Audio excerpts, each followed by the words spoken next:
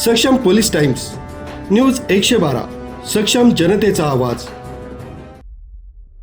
आध्यात्मिक गुरूचा बुरखा पांघरून निष्पापांना लुटणाऱ्या आणि लैंगिक शोषणासारखा घृणास्पद गुन्हा करणाऱ्या भोंदू अशोक खरात याच्या पापाचा भडा आता भरला आहे।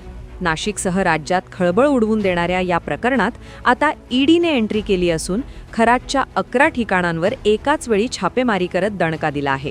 लैंगिक शोषणाच्या गुन्ह्यात आधीच जेलची हवा खाणाऱ्या खरातच्या अडचणीत ईडीच्या या कारवाईमुळे प्रचंड वाढ झाली असून त्याचे आर्थिक साम्राज्य उद्ध्वस्त होण्याच्या मार्गावर आहे।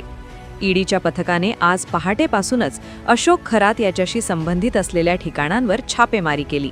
यात खरातचे आलिशान घर, मुख्य कार्यालय, फार्म हाऊस आणि वादग्रस्त ईशान्येश्वर मंदिर यांसह इतर 11 महत्त्वाच्या ठिकाणांचा समावेश आहे।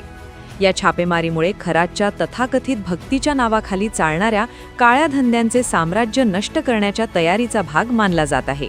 या कारवाईत अनेक महत्त्वाची कागदपत्रे, मालमत्तेचे व्यवहार आणि बेनामी व्यवहारांचे पुरावे ईडीच्या हाती लागल्याची दाट शक्यता वर्तवली जात आहे। केवळ मालमत्ताच नव्हे तर तपासादरम्यान खरातच्या ताफ्यातील अनेक लक्झरी आणि महागड्या गाड्याही ईडीने जप्त केल्या आहेत।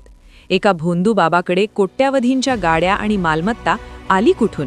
भाविकांच्या श्रद्धेचा बाजार मांडून हा पैसा उभा केला का, की यामागे काही मोठे आर्थिक गैरव्यवहार आहेत? याचा तपास आता यंत्रणा करत आहेत।